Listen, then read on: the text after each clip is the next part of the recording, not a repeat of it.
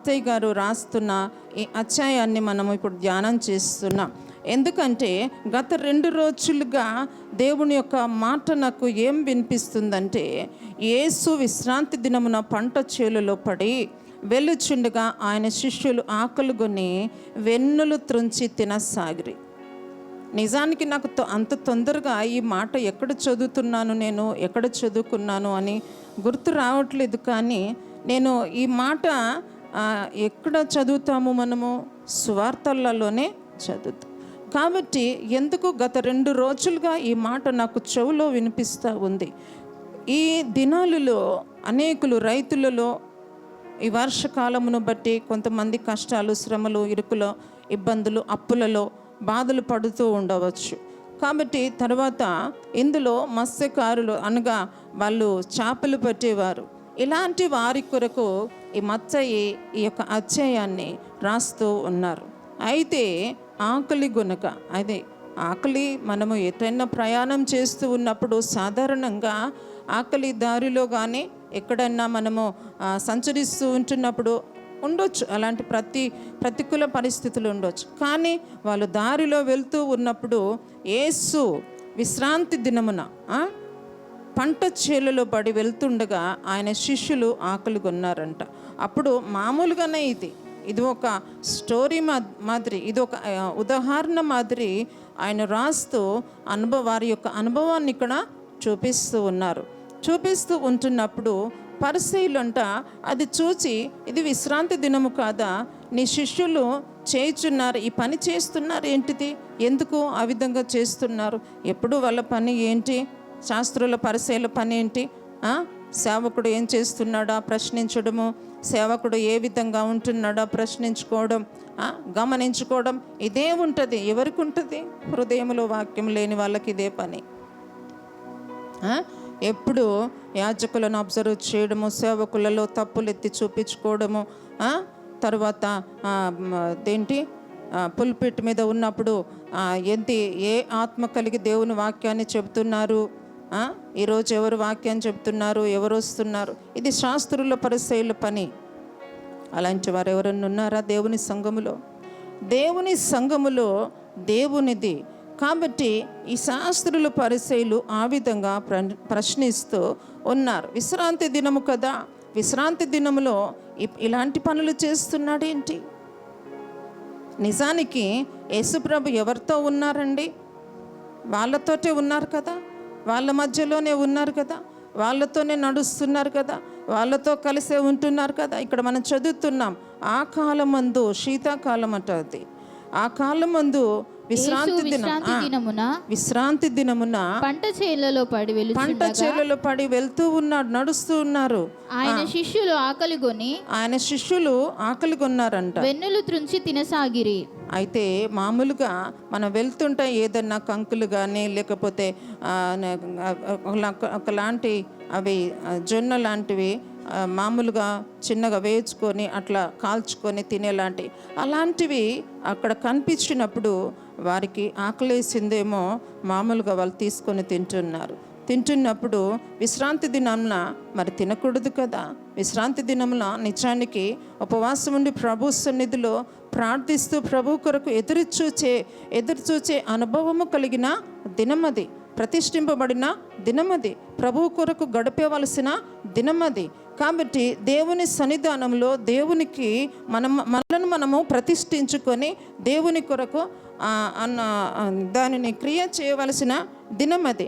కాబట్టి అలాంటి సమయంలో వీళ్ళు పని చేస్తున్నారు ఏంటి అని అంటున్నారు. మార్కు సువార్త 2వ అధ్యాయము ఒకసారి 21వ వచనం మనము చూద్దామా? మార్కు సువార్త 2వ అధ్యాయము.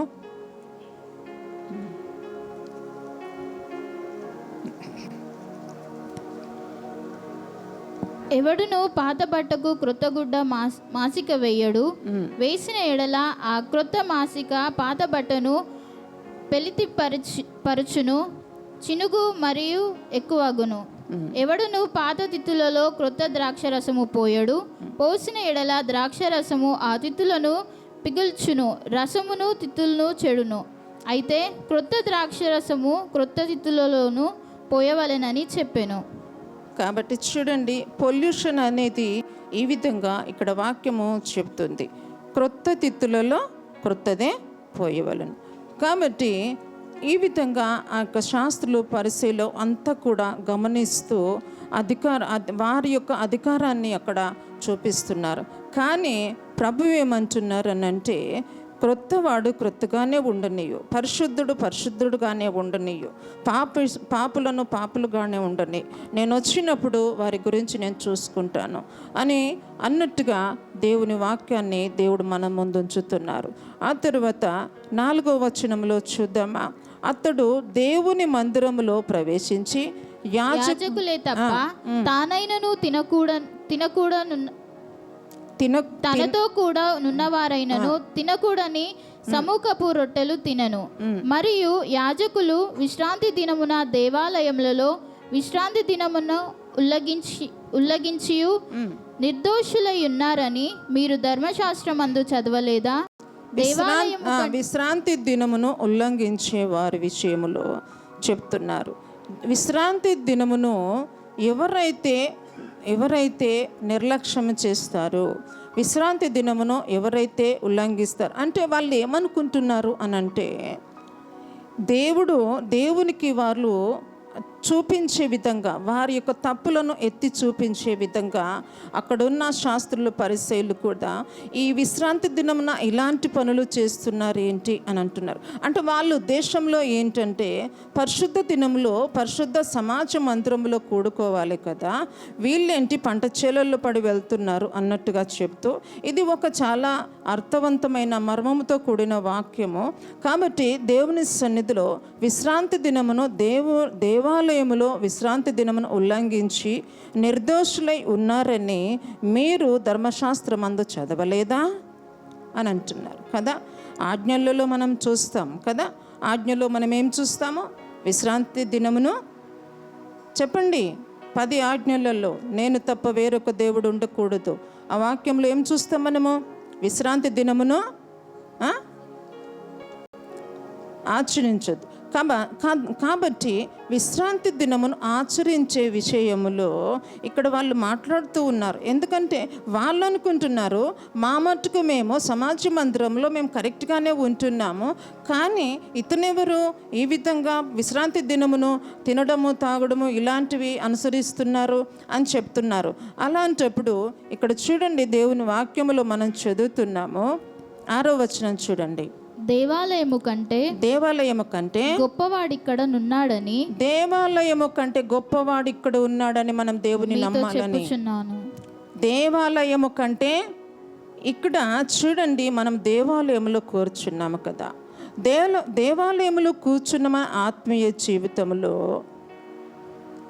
నీవున్నావా, నీ లోపల దేవుడు ఉన్నాడా అనేది ముఖ్యమైంది. ఇక్కడ నువ్వు దేవాలయంలో కూర్చున్నావు కదా, దేవాలయంలో మనం కూర్చున్నప్పుడు దేవాలయంలో ఉన్న నీవు ఎక్కడెక్కడో నీవు ఆలోచనలు చేస్తూ నీ యొక్క జీవితాన్ని ఆత్మీయ జీవితంలో దేవాలయంలో కూర్చున్న నీ యొక్క ఆత్మ ఎంత ముఖ్యమైనది దాని గురించి నువ్వు ఆలోచించుకోకుండా ఆత్మీయ స్థితిని, నేను దేవాలయంలోనే కూర్చున్నాను కానీ నేను ఇక్కడ లేను అన్నట్టుగా ఉంటుంది. కాబట్టి ఆ శాస్త్రుల పరిచయాల విషయంలో ఇక్కడ ఒక అధికారం కలిగిన వ్యక్తితో వాళ్ళు ఉన్నారు, ఒక ఉన్నతమైన సృష్టికర్తతో వారు ఉన్నారు, ఉన్నతమైన దేవునితో ఉన్నారు, సైన్యములకు అధిపతియగు దేవుడు ఆయన పరిశుద్ధుడు పరిశుద్ధుడు పరలోకము నుంచి పంపబడిన వాడు అని వారు ఎందుకు నమ్మటం లేదు? ఈరోజు దేవుని మందిరంలో కూర్చున్న దేవుని బిడ్డ, ఈరోజు ప్రభు నీతో ఉన్నారని లేకపోతే నీలో ఉన్నాడని నమ్ముతున్నావా? నమ్మినట్టయితే నువ్వు దేవాలయంలోనే జీవించాలి నీ జీవితం. అందుకే ఎట్లా ఉండేవారిని అట్లానే ఉండని, పాతది కొత్తది ఇదంతా కాదు, క్రొత్తగా బ్రతికిన వారు క్రొత్త వారితో సహవాసం చేయండి. అంటే క్రొత్తదనములో నీవు ఉన్నప్పుడు క్రొత్త జీవితాన్ని నువ్వు కొనసాగించు, కానీ పాతది నీవు తీసుకోకు, పాతదాన్ని ఒకసారి ఉమ్మి వేసిన తర్వాత మళ్ళీ దానిని ముట్టకు అన్నట్టుగా మనం ఈ మార్కు సువార్తలో చదువుకున్నాం. కాబట్టి చాలా జాగ్రత్తగా దేవుని బిడ్డలమైన మన ఆత్మీయ జీవితంలో మనము ఉపవాసం ఉన్నా, దేవుని మందిరంలో ఉన్నా కూడా, దేవుని సన్నిధిలో మనం బ్రతికినంత కాలము కూడా దేవుని సన్నిధిని ఉల్లంఘించకూడదు. దేవుని యొక్క పరిశుద్ధ దేవుని మందిరమును విశ్రాంతి దినమును పరిశుద్ధ మందిరముగా ఆచరించాలి, అనుసరించాలి. అందుకే ఆయన మీతోనే ఉన్నారు అన్నట్టుగా 6వ వచనములో, దేవాలయము కంటే, నువ్వు దేవాలయంలోనే ఉన్నావు కానీ దేవాలయము కంటే గొప్పవాడు నీ లోపల ఉన్నాడు అని నమ్ముతున్నారా అని అడుగుతున్నాడు. ఇక్కడ ప్రశ్న. ఇది చాలా దేవుని బిడ్డలు, దేవుని యొక్క సంఘము ఆలోచించవలసిన ప్రశ్న.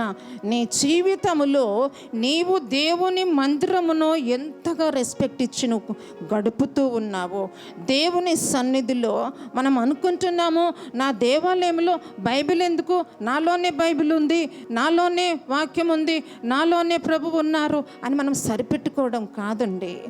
ఒక క్రమశిక్షణ ప్రకారంగా, ఒక పద్ధతి ప్రకారంగా దేవుని మందిరంలో ఉల్లంఘించకుండా దేవుడు మనతో ఉన్నాడు, దేవాలయము కంటే గొప్పవాడు ఇక్కడ ఉన్నాడు అని నువ్వు ఈరోజు నమ్ముతున్నావా? నమ్మినట్టయితే పరలోక రాజ్యంలో నీకు స్థానము ఉన్నది అని మనం నమ్మాలి. అందుకే ఆకలి కొంటున్నారు. యేసు ప్రభు వారికి ఆకలి అవుతుంది. ఎందుకు ఆకలి అవుతుంది? దేవాలయము అనేది అనేకులకు కాబట్టి ఆయన ఆకలి కొంటూ ఉన్నారు, ఆయన దాహంతో ఉంటున్నారు. నేను దప్పిగొనుచున్నాను, ఎవరైనా నాకు దాహం తీరుస్తారా? ఎవరైనా దాహం తీర్చేవారు ఉన్నారా? దేవుని మందిరంలో వారు దేవుడే వారితో ఉన్నప్పుడు ఆయన దేవుడే అని ఎందుకు గుర్తించటం లేదు? నీవు నేను కూడా దేవుని మందిరంలో మనం ఉండి నిలబడుతూ ఉన్నప్పుడు కూడా దేవుడే, పరిశుద్ధాత్మ దేవుడే నాలో ఉన్నాడు, పరిశుద్ధాత్మ తండ్రినే నన్ను నడిపిస్తున్నాడు, ఆయన నాకు సహాయకుడిగా ఉంటున్నాడు, ఆయన నాకు తోడు ఉండగా ఇంకా వేరే భయము లేదు, వేరే ఆలోచన లేదు అని మనం దేవుని వాక్యంలో జ్ఞాపకం చేసుకోవాలి. మత్తయి సువార్త 1:8-12 అధ్యాయము 8వ వచనం చదవండి. కాగా మనుష్య కుమారుడు విశ్రాంతి దినమునకు ప్రభువునై ఉన్నాడనెను. ఎంత బాగా మంచి మాట. అందరు చెప్పండి, అందరు చెప్తారా? మనుష్య కుమారుడు విశ్రాంతి దినమునకు ప్రభువై ఉన్నాడు. మనుష్య కుమారుడు విశ్రాంతి దినమునకు ప్రభువై ఉన్నాడనెను. చూడండి, ఒక్కసారి దేవుని సంఘం, దేవుని యొక్క బిడ్డలు ఆలోచించదగిన వాక్యం ఇది. మనుష్య కుమారుడు దేవుడై ఉన్నాడు అని నువ్వు నమ్ముతున్నావా? ప్రతి ఒక్కరికి ఈ మాట నేను నమ్ముతున్నాను.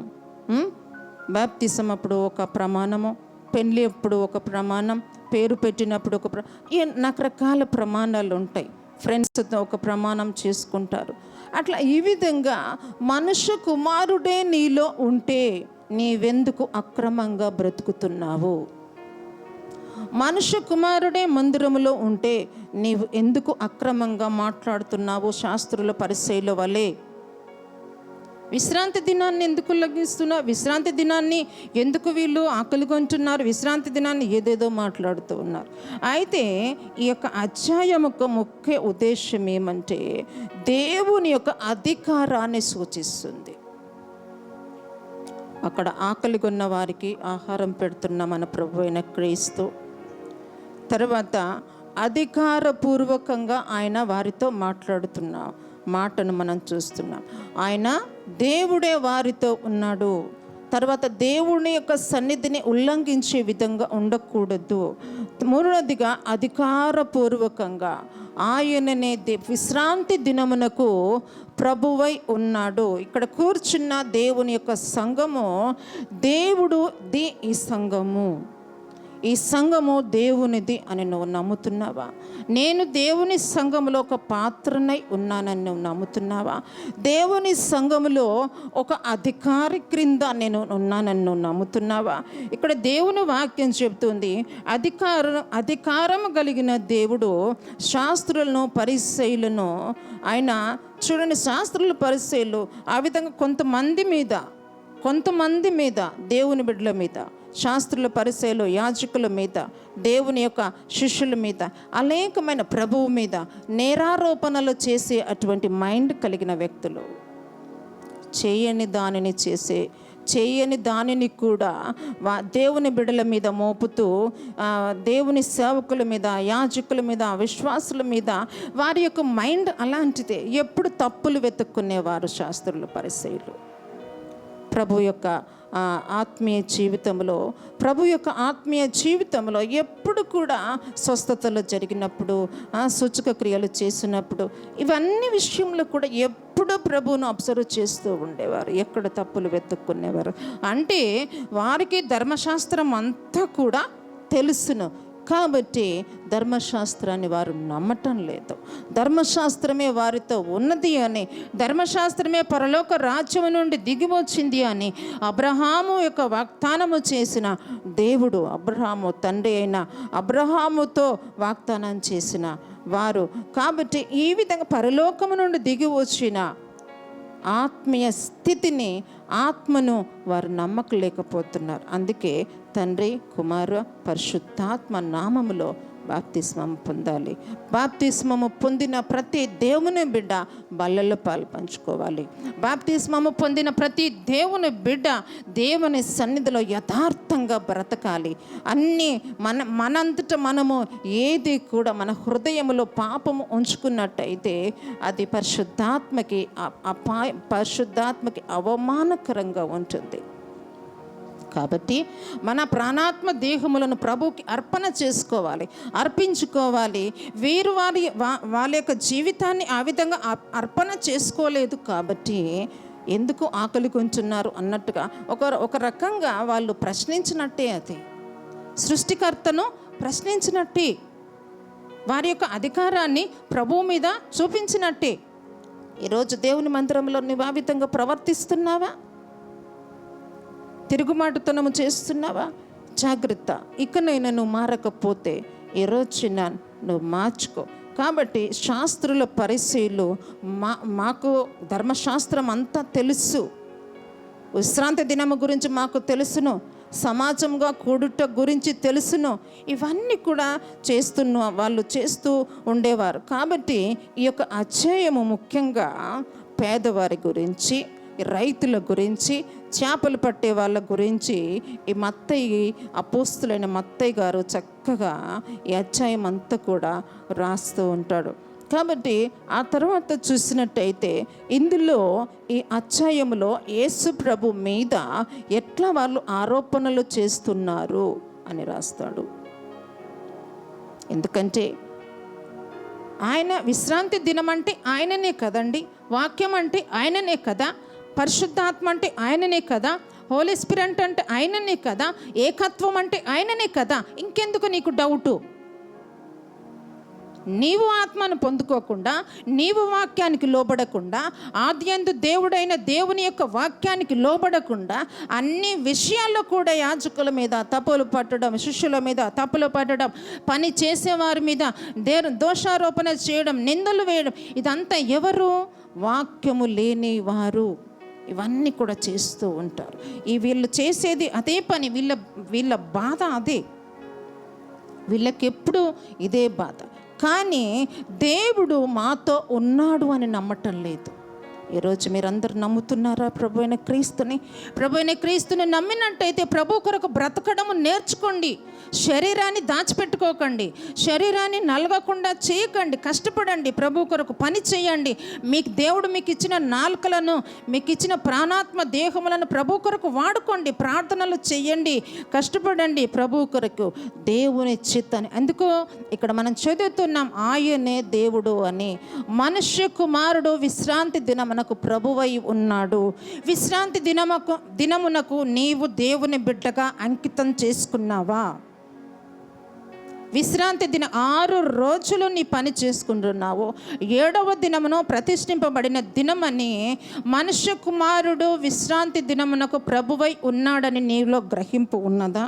ఉంటే నువ్వెక్కడికి వెళ్ళవు, డైరెక్ట్గా దేవుని మందిరానికి వస్తావు, కూర్చుంటావు. ప్రభా 6 రోజులు నేను పని చేసుకున్నా ప్రభా, 6 రోజులు నాకు మంచి ఆరోగ్యం ఇచ్చావు ప్రభా, 6 రోజులు నేను పని చేసుకొని బ్రతుకుతున్నాను.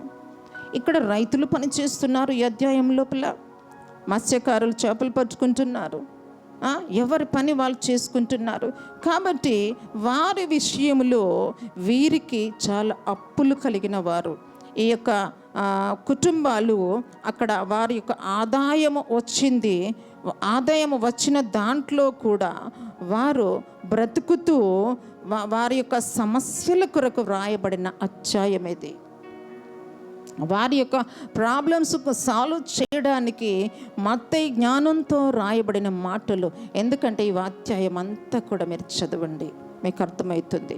కాబట్టి చూడండి 18వ వచనములో, 19వ వచనంలో, చిన్న 20వ వచనములో కూడా దేవుని యొక్క వాక్యము ఎప్పుడు కూడా మనము వాడుకోవాలి. దేవుని యొక్క వాక్యాన్ని మనం ఏం చేయాలండి? ఏం చేయాలో చెప్పండి? వినేసి ఊరుకునేది కాదండి దేవుని వాక్యం అంటే. అందుకే మనుష్య కుమారుడే విశ్రాంతి దినానికి దేవుడు, ఆయనే ప్రభు. కాబట్టి ఈరోజు దేవుని మందిరంలో కూర్చున్న ప్రతి దేవుని బిడ్డ, నీలో దేవుడున్నాడా? నీతో దేవుడున్నాడా? ఉంటే వారమంతా ఎక్కడ ఉంటున్నావు? దేవుని మందిరంలో ఉంటున్నావా? ఉండటం లేదా? ఉండకపోతే నువ్వు పాపివే కదా, పాపములో ఉంటున్నావు కదా, పాపానికి బానిసగా ఉంటున్నావు కదా, పాపాన్ని చేస్తూ ఉన్నావు కదా.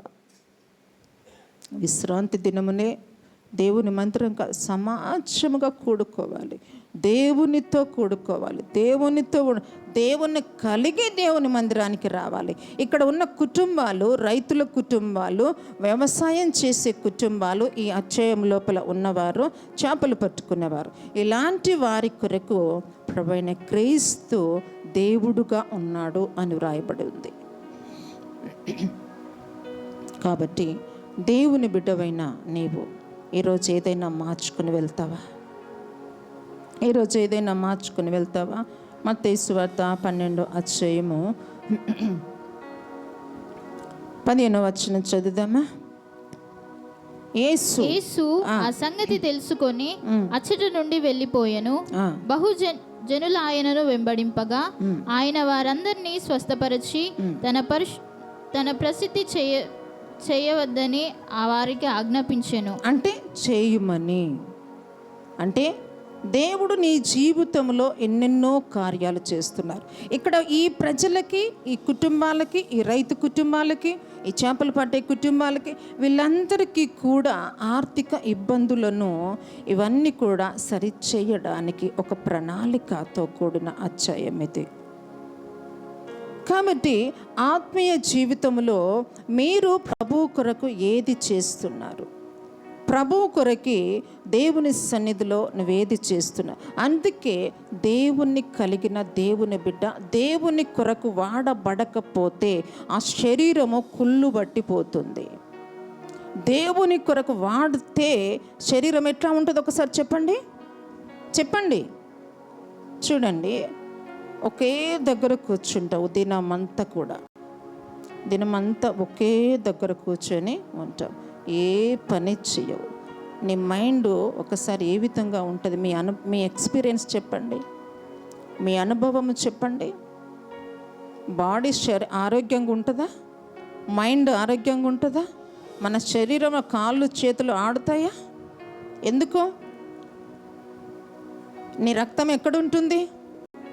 నీ రక్తము ఏడ కూర్చుంటే అక్కడే ఉంటుంది. అది ఎటన్నా ఉరకడానికి ఉందా అవకాశం? ఎందుకు? చాలా డేంజర్, అది చాలా అనారోగ్యం అది. అందుకే నన్ను అడుగుతారు ఎప్పుడైనా, నేను మా స్టాఫ్ అడుగుతారు, మేడం మీరు ఇంత స్లిమ్గా ఉండడానికి సీక్రెట్ ఏంటిదని అడుగుతారు. నా స్లిమ్ కాదు, నా బొంద కాదు, ఏది లేదు. జీవం గల దేవుడే నాకు తోడుగా ఉంటాడు.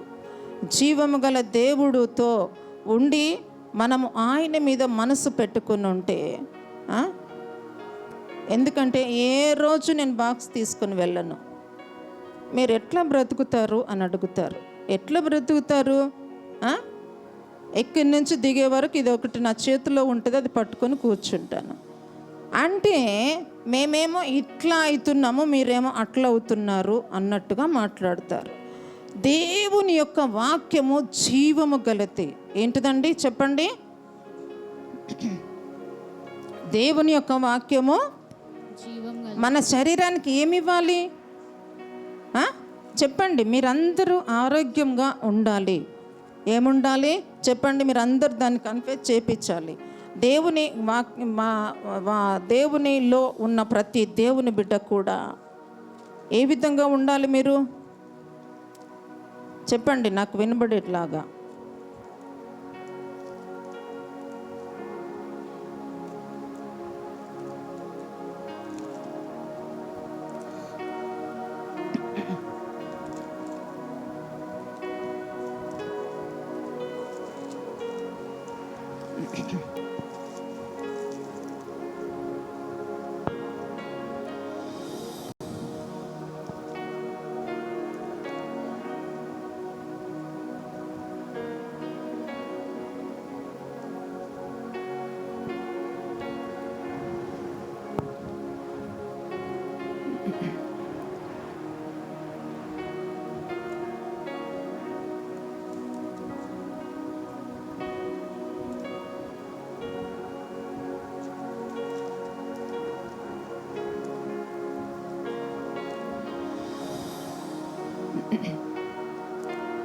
యోబు గ్రంథంలో మంచి మాట ఉంటుంది.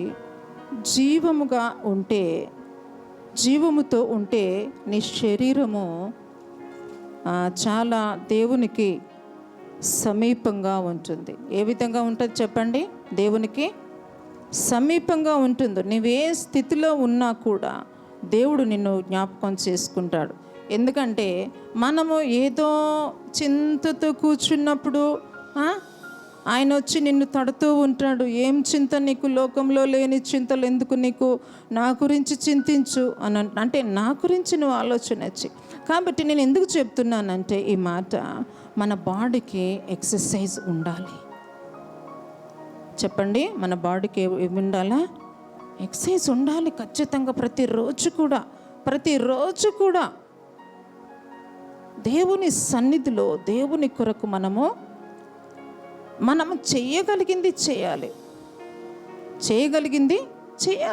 నువ్వు చేసేది ఏదో, నువ్వు ఏది చేయగలుగుతావు?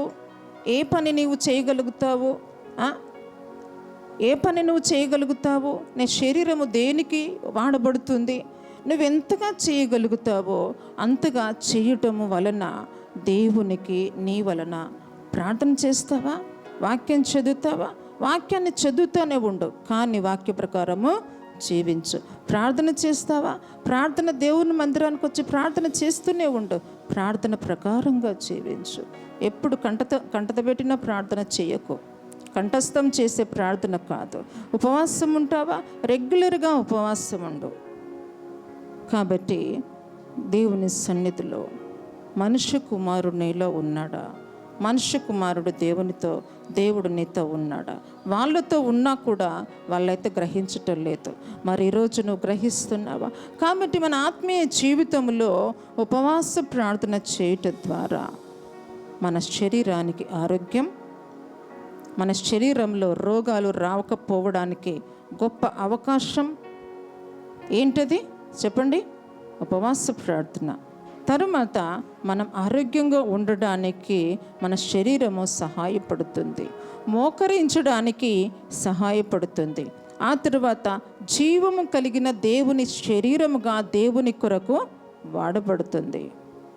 మన శరీరం దేవుని కొరకు మన శరీరాన్ని వాడుకోవాలి. మన శరీరాన్ని దేవుని కొరకు వాడుకున్నప్పుడు ఈ జీవము గల దేవుని యొక్క వాక్యముతో మనం బ్రతుకుతాము.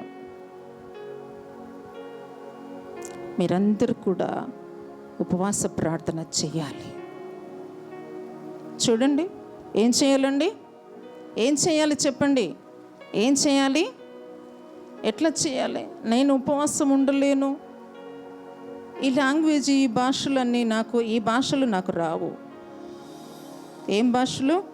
ఉపవాసం ఉండలేను, మందిరానికి వచ్చే టైం లేదు, మోకాళ్ళు ఉండలేను నేను, నాకు మోకాళ్ళ నొప్పులు, ఇంకేంటి, ఇంకా కొన్ని అన్య భాషలు ఉంటాయి. ఏంటది? నాకు నడుము లేవదు, నా శరీరము చాలా బలహీనము. అందుకే ఈ శాస్త్రుల పరిచయల గురించి మనం సీరియస్గా ఉండాలి. ఈ దినాలలో అలాంటి దినాల్లో మనం ఉంటున్నాం. అలాంటి దినాలలో, భయంకరమైన దినాలలో మనం ఉంటున్నాం.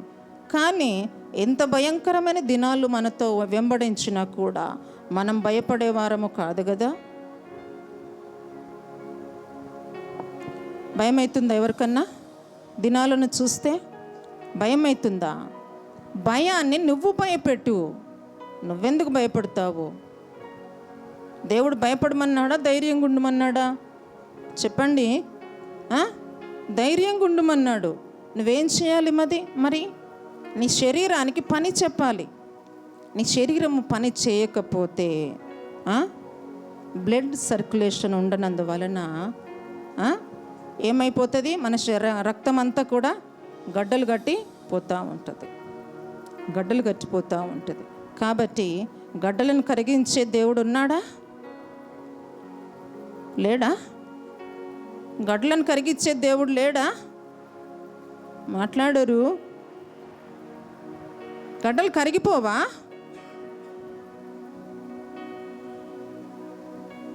విశ్వాసము లేని మూర్ఖతరం వారలారా, ఇక్కడి నుంచి వెళ్ళిపోండి అన్నాడు ప్రభు. విశ్వాసముతో నువ్వేం చేయాలి? గడ్డలను నీకు నీవే స్వస్థత చేసుకోవాలి. నీకు నీవే డెలివరెన్స్ చేసుకోవాలి. నీకు నీవే, నీ శరీరంలో మోకాలు నొప్పి ఉందా? నీ నడుము లేవటం లేదా? నీకు నడవ రావటం లేదా? చేయగలిగి ఉండి కూడా చేయని వానికి శాపం అనేది వాక్యం. నిలబడి ఉండి కూడా నిలబడని వారు, పని చేయడానికి సామర్థ్యం ఉంది కానీ నేను చేయలేను అని తప్పించుకొని తిరిగితే రోగాలు వస్తాయి.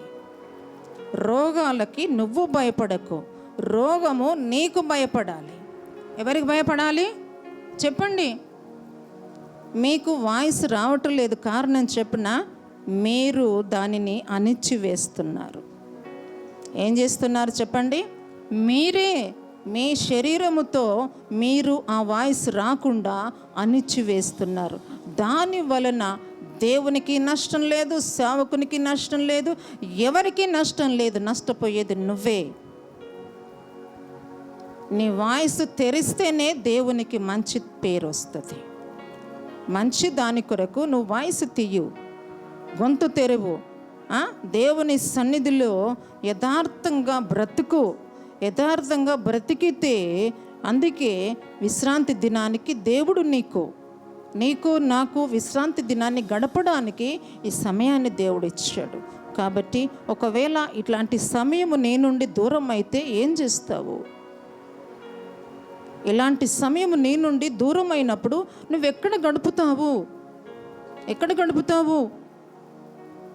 చెప్పండి. మారండి, మారు మనసు పొందండి. శాస్త్రులాగా, పరిసయ్యులాగా ప్రభువును ప్రశ్నించే విధంగా ఉండొద్దు. ఆయన అధికారము కలిగిన దేవుడు, తండ్రి అయిన దేవుడు, కుమారుడైన దేవుడు, పరిశుద్ధాత్మ దేవుడు, ఆదరణకర్త నీకు తోడుగా ఉన్నాడు. నీవు నోరు తెరవకపోతే నీ నోరు అట్లానే ఉంటుంది. తెరిస్తే నీ నోరు బాగుగా తెరువుమో నేను దానిని, అది వచ్చిందా ఇప్పుడు? అది ఎక్కడి నుంచి వచ్చింది? మరి నింపేది ఎక్కడి నుంచి వచ్చింది? కాబట్టి మీరు చెయ్యగలరు, చేయొచ్చు, పని చేయొచ్చు, చేయబుద్ధి కాదు. పాడొచ్చు, పాడబుద్ధి కాదు. చదవచ్చు, చదవబుద్ధి కాదు. ప్రార్థన గొంతు తీయొచ్చు, తీయబుద్ధి కాదు. తిట్టడం వచ్చు,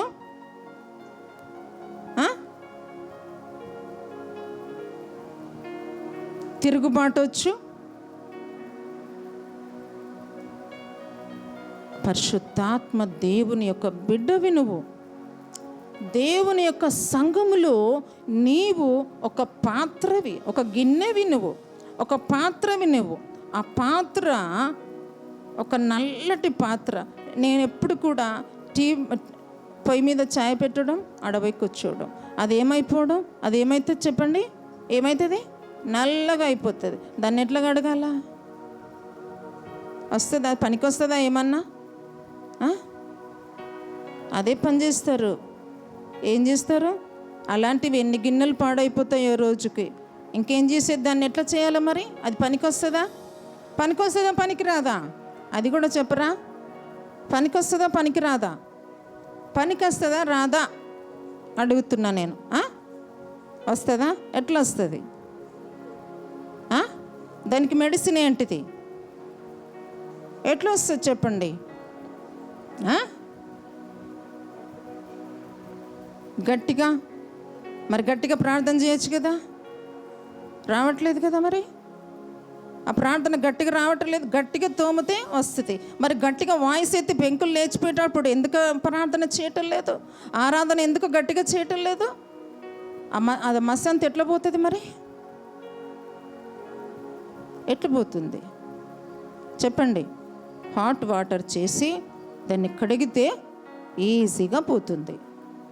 దాన్ని వేడి చేసి క్లీన్ చేస్తే ఊరికనే పోతుంది. అది సులభమైంది. కానీ హృదయము సులభమైంది కాదండి. హృదయము మారాలంటే చాలా సేవకుడు చాలా కష్టపడాలి. రాత్రింబగళ్ళు ఒక విశ్వాసి కొరకు ప్రభు దగ్గర కాళ్ళు పట్టుకొని ఆడవాలి. ఈరోజు దేవుని మందిరాన్ని ఎగ్గొట్టిన వాళ్ళ గురించి దేవుని సేవకుడు ఎంత దుఃఖపడతాడు, దేవుడు ఎంత దుఃఖపడతాడు. ఎందుకు? దేవుని యొక్క వాక్యం ఏం చెప్తుంది ఇక్కడ? విశ్రాంతి దినము దేవుని కొరకే, దేవుని కొరకే, నీ పని కొరకు కాదు. ఈ వాక్యాన్ని మోసుకుని వెళ్ళు నువ్వు. కాబట్టి ఆత్మీయ జీవితంలో, మన ఆత్మీయ జీవితంలో నీ శరీరానికి పని చెప్పాలండి, ఆత్మకి పని చెప్పాలి. కాబట్టి నీవు దేవుని మందిరములో చేయగలిగి ఉండి కూడా చేయకుండా రెస్ట్ తీసుకునే వద్దు. ఇది నువ్వు మారాలి, నువ్వు మారు మనస్సు పొందాలి. మొన్న 24వ తారీఖు నైట్ గొప్ప దైవజనులు రెవరెండ్ డాక్టర్ ఆరీ గ్రోమ్స్ గారు చనిపోయారు. మేము కొత్తగా సేవకు వచ్చినప్పుడు మాకు పరిచయం. వచ్చారు ఇక్కడికి, మన ద్వారా సైమన్ పాస్టర్ ద్వారా కలిసి ఇక్కడ పరిచర్య జరిగింది. గత కొన్ని రోజులుగా శ్రీరాంపూర్ కాలనీలో మీటింగ్ జరిగింది. మరి ఎంతమంది చూస్తున్నారో కానీ నిజంగా ఈరోజు ఆ కుటుంబము ఆదరణ పొందునుగాక అని ప్రార్థన చేస్తున్నాం. అద్భుతమైన పరిచర్య, అద్భుతమైన దైవజనులు. ఆయనకు కొంచెం ఆరోగ్యము బాగలేనప్పుడు ప్రభు దగ్గరకు వచ్చారు. ఆంధ్ర రాష్ట్రం నుండి వచ్చి తమిళనాడులో సెటిల్ అయిపోయి అద్భుతమైన ఆహ్వానముతో కూడిన పరలోక రాజ్యముకి వెళ్ళడం జరిగింది. అలాంటి దైవజనులను జ్ఞాపకం చేసుకొనుట, ఆ కుటుంబం యొక్క ఆదరణ కొరకు మనం ప్రార్థన చేయట, వారి యొక్క పరిచర్య కొరకు ప్రార్థన చేయట మనకెంత ఆశీర్వాదమా కాదా చెప్పండి? కాబట్టి ఆ కుటుంబము ఆశీర్వాదకరంగా, ఇంకా దైవజనుడు లేని యొక్క లోటు ప్రజలకి అందునట్లుగా మనం ప్రార్థన చేయాలి. ఆ కుటుంబము దీవించబడాలని, ఆ పరిచర్య ఆశీర్వదింపబడాలని మేము కొంతమంది 2 స్టూడెంట్స్ను పంపించినప్పుడు ఆ అవిధేయత కలిగిన పసిపిల్లలు ఆయన కారుకి గీతలన్నీ పెట్టి పారిపోయి వచ్చేసిండ్రు. అలాంటి సంతానం మన సంతానం కాదు, దొంగ సంతానం. అది దొంగ సంతానం. కాబట్టి నేను అడిగిన అయ్యగారు, ఇలాంటి స్టూడెంట్ను అయ్యగారి దగ్గర పంపించినప్పుడు ఇలాంటి వాళ్ళు 3 రకాలైన బలహీనతలు ఉంటాయంట వాళ్ళకి. కాబట్టి అదంతా కాదు, కానీ దేవుని సేవ, దైవజనుడు కుటుంబం కొరకు మీరు ప్రార్థన చేయండి. మంచి పరిచర్య, మంచి దైవజనులు, అనాథులకి, అనేకులకు జీవితాన్ని అనుగ్రహించిన వాళ్ళు. కాబట్టి మనకు కొంచెం ముఖపరిచయం ఉంది కాబట్టి దేవుని యొక్క సేవకుని గురించి నిజంగా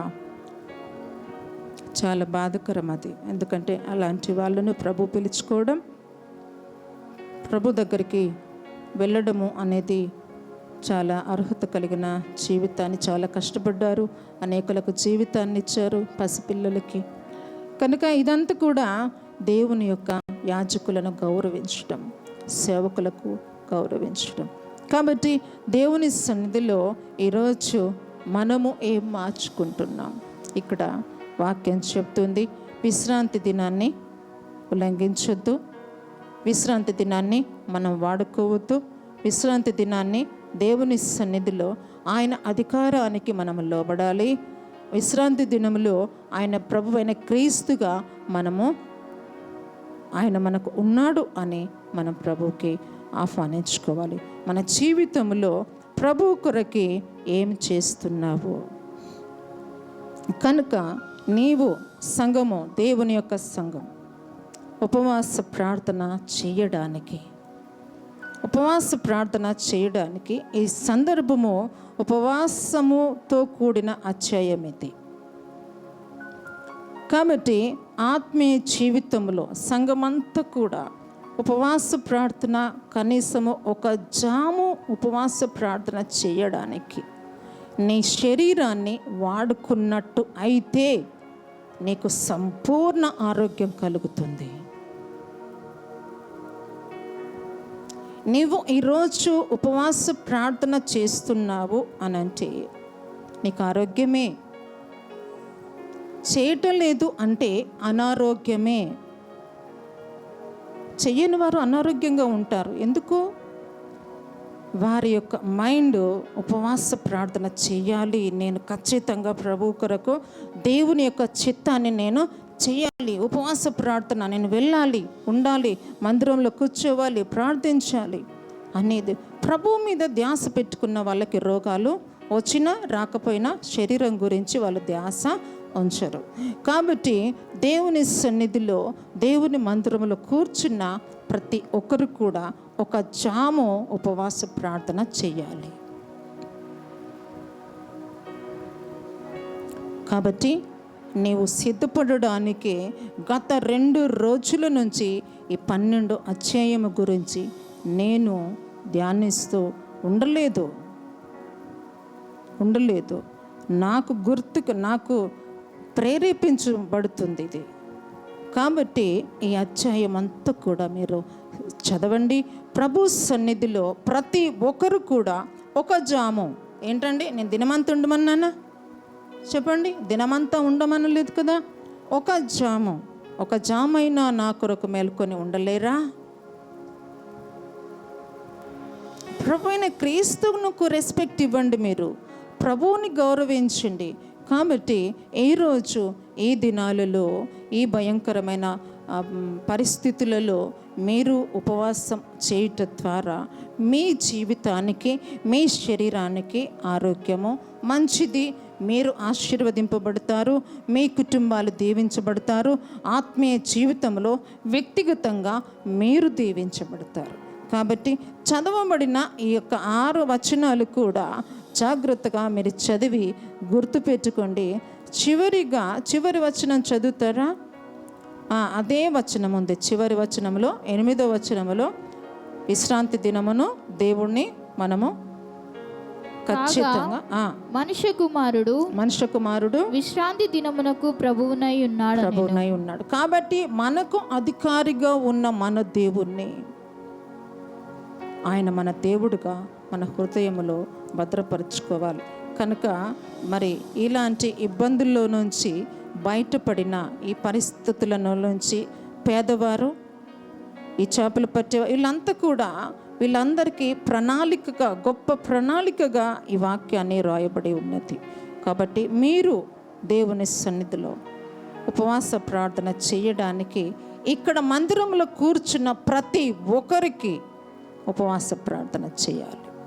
ఒక జాము అయినా మీరందరూ కూడా ఉపవాస ప్రార్థన చేయాలి. అందరూ అట్లనే కళ్ళు మూసుకోండి. ఎవరు కదలొద్దు, కళ్ళు తెరవద్దు, మాట్లాడొద్దు. దేవుని అధికారానికి మీరు లోబడండి. దేవుని యొక్క చిత్తానికి లోబడదాం. దేవుడు నీకు ఆరోగ్యం కావాలా?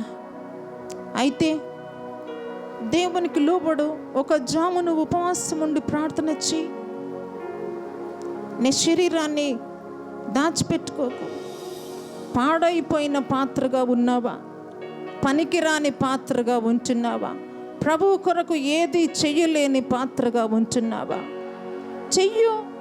చేయగలవు, మోకరించగలవు, ప్రార్థన చేయగలవు, వాక్యం చదవగలవు, ప్రవచించగలవు, అన్య భాషలు మాట్లాడగలవు. ప్రభు కొరకు అన్నీ చేసే సామర్థ్యాన్ని ప్రభు మందిరంలో నీకు విత్తబడుతుంది, బోధ చేయబడుతుంది. వాక్యాన్ని వింటున్నాం, వెళ్తున్నాం. అయితే ఈరోజు ప్రభు మనకు గొప్ప అవకాశాన్ని ఇస్తున్నారు. ఈరోజు నువ్వు ఉపవాస ప్రార్థన చేస్తావా? ఉపవాసము వలన దేవునితో సహవాసం చేస్తావా? ఉపవాస ప్రార్థన ద్వారా నీ శరీరాన్ని కడుక్కుంటావా? ఉపవాస ప్రార్థన ద్వారా నీ శరీరంలో ఆరోగ్యకరమైన జీవితాన్ని తీసుకొని వస్తావా? నీ శరీరము ఆశీర్వదింపబడాలి. నీ శరీరము మోకరించి ప్రార్థిస్తే నీ ఆత్మలో నూతన క్రియ జరుగుతుంది. ప్రార్థన చేయండి. గొంతెత్తి నోరు తెరిచి, ప్రభువా, నా శరీరము కడగబడాలి నీ రక్తముతో, నా శరీరము ఆశీర్వదింపబడాలి నీ రక్తముతో, నా శరీరంలో ఉన్న ప్రతి అవయవానికి డెలివరెన్స్ జరగాలి, విడుదల అనేది కలగాలి. ప్రభువా, నా వల్ల నేను చేస్తే ఏది జరగదు. ప్రభువా, మనుష్య కుమారుడుగా విశ్రాంతి దినానికి దేవుడుగా ఉన్నాడు కాబట్టి ఈ అధికారము క్రింద నేను లోబడుతున్నాను. ప్రభువా, ఒక జాము నేను నీ కొరకు ఉపవాసం ఉండి ప్రార్థన చేయాలి. దేవా, నీవు నాకు సహాయం చేయి. అందరూ ఈ మాట ఎత్తి ప్రార్థన చేయండి. దేవుడు మనుష్య కుమారుడుగా దేవుడు నీకు తోడుగా ఉన్నాడు. ఆయనే నీకు దేవుడుగా ఉన్నాడు. ఆయన వాక్యమే నీకు దేవుడుగా ఉంటుంది. ఆయన ప్రణాళికనే నీకు ఇది నీ ప్రణాళిక. నీ జీవితంలో దేవుని రాజ్యానికి వెళ్ళడానికి ప్రణాళిక ఇది ప్రణాళిక, ఇది నిజము. నీ బలహీనమైన శరీరాన్ని విడిచిపెట్టు. నీ బలహీనమైన శరీరానికి నువ్వు అవకాశం ఇవ్వకుండా నిన్ను నీవు భద్రపరుచుకో. నీ విశ్వాసమే నిన్ను స్వస్థపరుస్తుంది అని చెప్తున్నారు ప్రభువైన క్రీస్తు.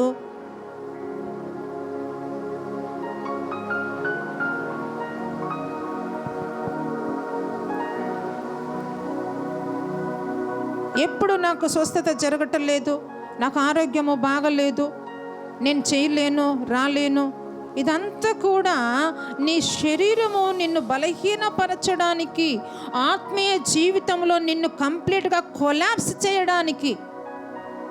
అయితే అధికారము క్రింద ఉన్న నీ జీవితాన్ని దేవుడు నీకు ఇచ్చిన వాక్కుతో, దేవుడు నీకు ఇచ్చిన వాక్యముతో, దేవా, నీవే నా జీవితానికి దేవుడవుగా ఉన్నావు. ప్రభువా, నా జీవితానికి నీవే ప్రభుడవుగా ఉన్నావు.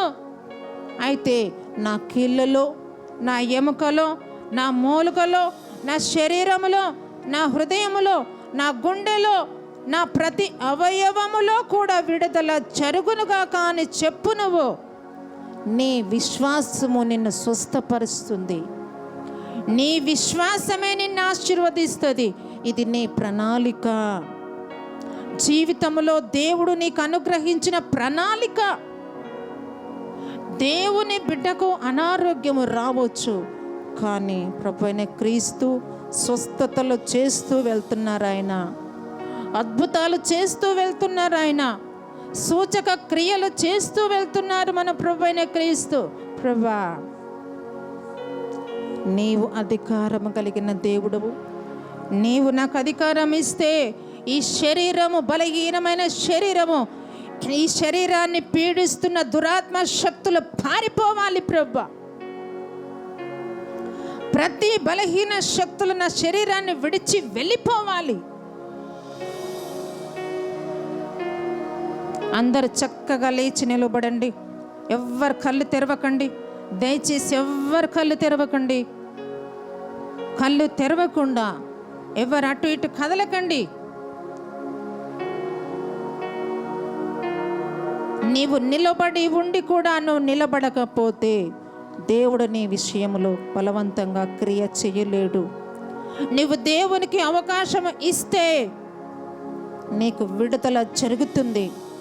నీవు నమ్మితే నీకు సాధ్యం, నమ్మకపోతే నీకు అసాధ్యం. నీ శరీరము మీద నువ్వు ధ్యాస ఉంచి ఆత్మీయ జీవితాన్ని కొలాప్స్ చేస్తున్నావు, ఆత్మీయ జీవితంలో బలహీనపరుచుకుంటున్నావు. ఇది నీ నుంచి దూరం అవునుగాక అని ప్రార్థిస్తుంటున్నాను. అందరు ప్రతి ఒక్కరు ఎవరు కళ్ళు తెరవద్దు, కదలొద్దు, మెదలొద్దు, ఎవ్వరు కదలొద్దు. మీ చేతులు పైకి ఎత్తి పరిశుద్ధాత్మ నా ఈ బలహీనమైన శరీరాన్ని నీ విశ్వాసము నిన్నే స్వస్థపరుస్తుంది. నీ శరీరాన్ని నీవు ప్రభువుకి చేతులు పైకెత్తి చక్కగా స్ట్రైట్గా నిలబడు. ప్రతి ఒక్కరు కూడా నిలబడగలరు. ఆ శరీరము నీది కాదు అని చెప్పు. ఈ శరీరము ప్రభువు చేత నిర్మింపబడినది. ప్రభు సొంత చేతులతో నిర్మింపబడిన ఈ దేవుని యొక్క ఆలయము దేవునిదిగా ఉండాలి. పరిశుద్ధ దినము, విశ్రాంతి దినము ప్రభువైన క్రీస్తుదిగా ఉన్నట్టుగా నీ ప్రాణాత్మ దేహము దేవుని యొక్క ఆలయము దేవునికిగా ఉండాలి. విశ్వసించు, విశ్వసించు. విశ్వసించినట్టయితే దేవుడు నీకు సహాయం చేస్తాడు. ప్రతి ఒక్కరు లేచి నిలబడాలి, ఎవ్వరు కూర్చోవద్దు. కూర్చుంటే నీవు దేవుణ్ణి తక్కువ చేస్తున్నావు. నీ శరీరము నిన్ను బలహీనపరుస్తుంది. నిలబడి ఉండి కూడా నిలబడలేకుండా నీకు నీవుగా చేసుకుంటున్నావు. కాబట్టి అందరూ లేచి నిలబడండి. ప్రతి ఒక్కరు లేచి నిలబడండి. అందరు లేచి నిలబడండి. ఎవరు కూర్చోవద్దు, ఎవరు కూర్చోవద్దు. దేవుని సన్నిధిలో విశ్వసించు.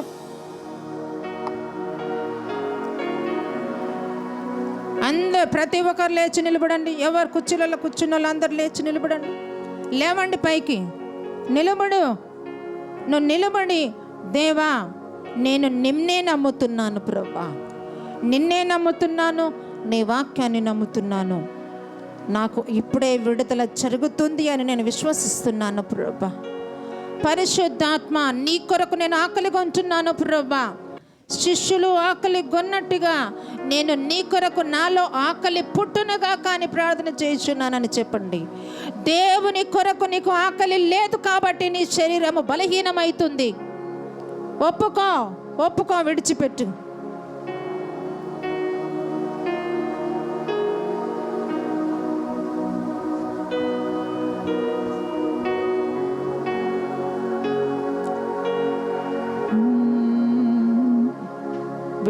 విడుదల కావాలి. నా శరీరానికి విడుదల కావాలి. మీ చేతులు అందరు పైకెత్తండి. అందరి చేతులు పైకెత్తి, నీ శరీరం, నీకు పని లేదు, దేవుని కొరకు నీకు పరిచర్య లేదు, నీకు పని లేదు, నీ ఆలోచనలన్నీ కూడా నీ సొంత స్వబుద్ధి, అవంతా విడిచిపెట్టు. గట్టిగా ప్రార్థన చేయండి. ప్రతి ఒక్కరు కూడా గట్టిగా ప్రార్థన చేయండి. అందరూ నోరు తెరవండి. దేవా నీకు స్తోత్రం. యేసయ్యా నీవు నాకు దేవుడవుగా ఉన్నావు ప్రభా. యేసయ్యా నీవు నాకు దేవుడవుగా ఉన్నావు. నీ గుండె మీద చెయ్యి వేసుకొని, ప్రభా నేను నిన్నే నమ్ముకుంటున్నాను ప్రభా. అందరూ లేచి నిలబడి దేవుని తట్టు అడగండి. యేసు ప్రభా నీవు నాకు దేవుడవుగా ఉన్నావు. ఇది నా జీవిత ప్రణాళిక. ఈ అధ్యాయమో జీవిత ప్రణాళిక ప్రభా. ఇది నా జీవిత ప్రణాళిక. నా శరీరంలో జీవము పుట్టునుగాక అని చెప్పండి. నా ఎముకలలో జీవము పుట్టునుగా కానీ చెప్పండి. నా నరములో జీవము పుట్టునుగా కానీ చెప్పండి. నా మూలుగలో జీవము పుట్టునుగా కానీ చెప్పండి. నా మూలుగలో యేసు ప్రభు రక్తము ప్రోక్షింపబడునుగా కానీ చెప్పండి. విశ్వసించండి. ప్రతి ఒక్కరు ఇవన్నీ కూడా పలకండి, పలకండి, పలకండి, అందరూ పలకండి.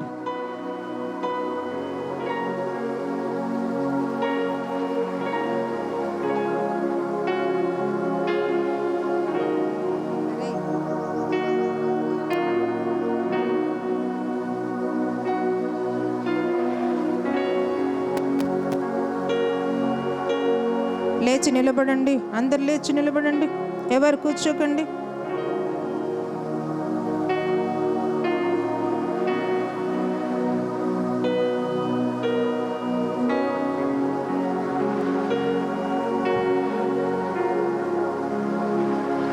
లేగండి, అందరు లేగండి, లేగండి, లేగండి, పైకి లేగండి, నిలబడు, లే, పైకి లే, నిలబడు, లే, నిలబడు.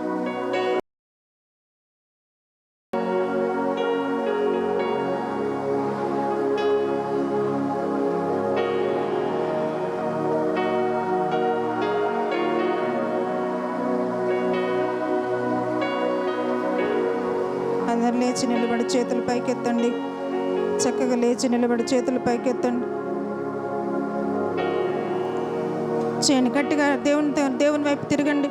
దేవుని వైపు చేతులు పైకెత్తి మీ శరీరాన్ని, మీ ప్రాణాత్మ దేహమును, దేవుడు నీలో పెట్టిన జీవము గల ఆత్మను దేవునికి అప్పచెప్పు. గట్టిగా గట్టిగా గట్టిగా ప్రార్థించు. గట్టిగా ప్రార్థనించి గట్టిగా దేవుని వైపు తిరుగు. దేవుని వైపు తిరుగు. దేవుని వైపు చూడు. దేవుని వైపు చూడు.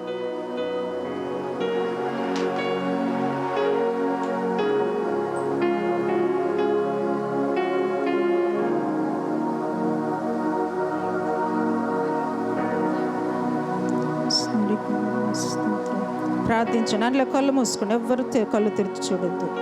దేవుడే నీకు స్వస్థత చేస్తాడు. దేవుడే నీకు సహాయం చేస్తాడు. దేవుడే నీకు జీవాన్ని పోస్తాడు.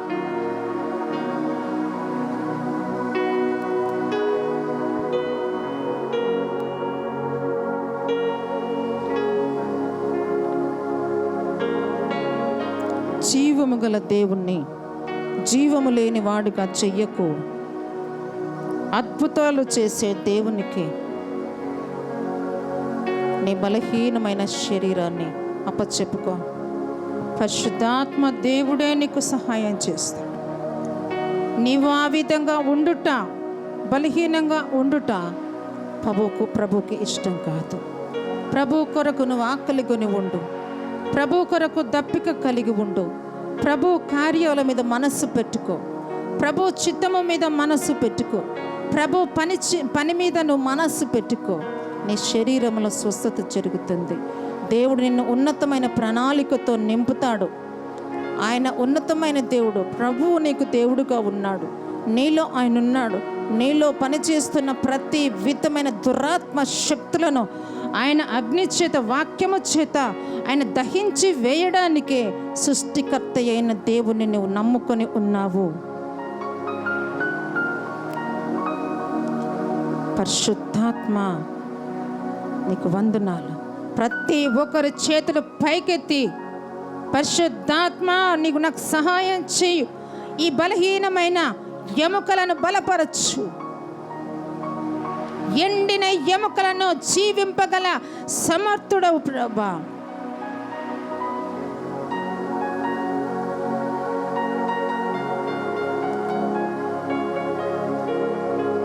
పరిశుద్ధాత్మ ప్రతి మోకాళ్ళలో ఉన్న, కీళ్ళ నొప్పులలో ఉన్న ప్రభా, కీళ్ళల్లో పని చేస్తున్న దురాత్మలను నచ్చరేడని యేసు నామములో విడుదల కలుగునుగా కానీ ప్రార్థిస్తుంటున్నాం ప్రభా. విడుదలను ప్రకటిస్తుంటా. విడుదల జరుగునుగాక. విడుదల కలుగునుగాక. విడుదల కలుగునుగాక. విశ్వసించిన వారు మాత్రమే ఆమెన్ చెప్పండి. నీవు విశ్వసిస్తే నీ మోకాళ్ళలో, నీ నడుములో ఎముకలో, ఎండిన ఎముకలు, నీకు పని చేయని ప్రతి కీలు తొలగిపోవునుగాక అని ప్రార్థిస్తుంటుంది. పరిశుద్ధాత్మ నీకు స్తోత్రం. ప్రతి ఒక్కరిలో నీ క్రియ జరుగును గాక. నీ మహిమ కొరకు ప్రభా, నీ కొరకు మాత్రమే, నీ కొరకు మాత్రమే ప్రభా, నీ కొరకు ఆకలి కొనే బిడ్డలుగా మార్చండి. నీ కొరకు దప్పిక కలిగి ఉండే బిడ్డలుగా మార్చండి. నీ కొరకు ఒక జామైన ఉపవాసం ఉండి ప్రార్థించే బిడ్డలుగా మార్చండి ప్రభా.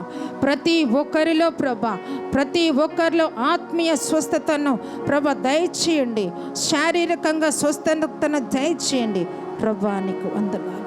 ప్రతి ఒక్కరిలో ప్రభా, ప్రతి ఒక్కరిలో నీ కొరకు కార్యము జరుగును గాక. నీ కొరకు ప్రభా, నేను నీ కొరకే జీవిస్తాను అని చెప్పండి. ప్రభా, నేను నీ కొరకే జీవిస్తాను. ప్రభా, నేను నీ కొరకే జీవిస్తాను ప్రభా. గట్టిగా చెప్పండి. ప్రభువుకి ఒక నిబంధన చేయండి. ప్రభువుకి ఒక నిబంధన చేసి నువ్వు చక్కగా నిలబడు. స్ట్రైట్గా నిలబడు, కూర్చోవద్దు. స్ట్రైట్గా నిలబడు. ఆయనలో జీవము ఉంది, నీలో కూడా అదే జీవము నీలో పనిచేస్తుంది. ఆయన జీవము గల దేవుడు. అదే జీవము నీలోనికి వస్తుంది. ఇది జరుగును గాక, ఇది జరుగును గాక, ఇది జరుగును గాక, ఇది జరుగును గాక, ఇది జరుగును గాక. పరిశుద్ధాత్మ నీకు వందనాలు. అందరము చేతులు పైకెత్తి పరిశుద్ధాత్మ వైపు చూస్తూ ఎవరు కూర్చోకండి. మీ శరీరాన్ని ప్రభువుకు అప్పచెప్పండి. ఆత్మలో ఆయన వైపు చూస్తూ దేవుని వైపు. ఓ దేవానికి స్తోత్రం. పరిశుద్ధాత్మ, సర్వశక్తిమంతుడా, సర్వోన్నతుడా, అద్భుతాలు చేసే దేవా, ఆశ్చర్య కార్యాలు చేయు దేవా, నీకు స్తోత్రం. ప్రతి ఆత్మలో మా ప్రభు మీరు సంచరించండి. ప్రతి హృదయం అనే ఆలయములో నీ ఆత్మ కుమ్మరించబడును గాక ప్రభా. ప్రతి హృదయం అనే ఆలయము నీ రక్తముతో కడగబడును గాక ప్రభా. ప్రతి హృదయం అనే ఆలయము నీ కొరకు ఆకలిగొని దప్పికగొని ప్రభా, నీ మీద మనస్సు పెట్టుకొని జీవించుదురుగాక ప్రభా. పరిశుద్ధాత్మ నీకు వందనాలు. నీ ప్రేమతో నింపండి, నీ ఆరోగ్యముతో నింపండి, నీ జీవముతో నింపండి, నీ ఆశీర్వాదముతో నింపండి ప్రభా. దేవానికి స్తోత్రాలు చెల్లించుకొని చున్నాం. పరిశుద్ధాత్మ, ఈ సంఘము నీతిగా నీ రాజ్యము కొరకు ఒక ప్రణాళికగా నువ్వు చేయబోతున్నావు ప్రభా. ఉపవాసము చేయుటకు, ఒక జాము ఉపవాసం ఉండి ప్రార్థించుటకు ప్రతి ఒక్కరిలో మనస్సు పుట్టిన గాక అని ప్రార్థన చేయించున్నాం. అవిధేయత తొలగిపోవును గాక, తొలగిపోవును గాక. అవిధేయత అనే దయ్యం యేసు నామములో ఈ ప్రాంతాన్ని విడిచి పారిపోమని ఆజ్ఞాపిస్తున్నాం. దేవా నీకు వందనాలు. పరిశుద్ధాత్మ దేవ యేసయ్య మీరే కార్యం చేయండి. ఈ సంఘము నీ సంఘముగా అతన్ని పరిశుద్ధపరచండి, పరిశుద్ధపరచండి ప్రభా, పరిశుద్ధపరచండి ప్రభా. నజరేయుడైన యేసు క్రీస్తు నామములో ప్రార్థించి అడిగి వేడుకొనిచున్నాను తండ్రి. ఆమేన్, ఆమేన్. మీకు అందరికీ కృప కలుగును గాక, సమాధానము కలుగును గాక. అందరు చెప్పండి, నాకు కృప కలుగును గాక, నాకు సమాధానము కలుగును గాక, నాకు నెమ్మది కలుగును గాక, నాకు కృప కలుగును గాక, నాకు కృప కలుగును గాక. యేసు నామములో ఆమేన్. అందరు లేచి నిలబడి కానుకలు సమర్పించుకుందాం.